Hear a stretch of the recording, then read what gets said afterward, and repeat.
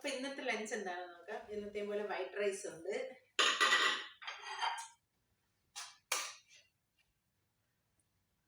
തോരനുണ്ട്,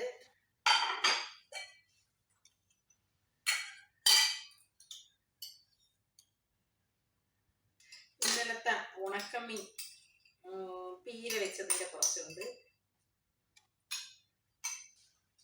പപ്പടമുണ്ട്,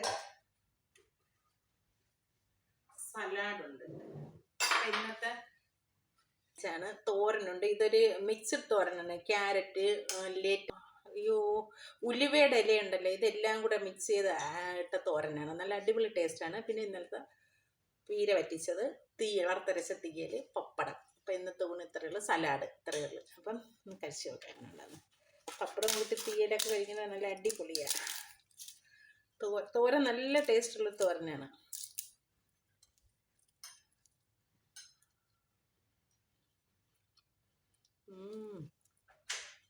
അടിപൊളിയാണ്. അപ്പോൾ അടുത്ത വീഡിയോ കാണുമ്പോൾ ബൈ.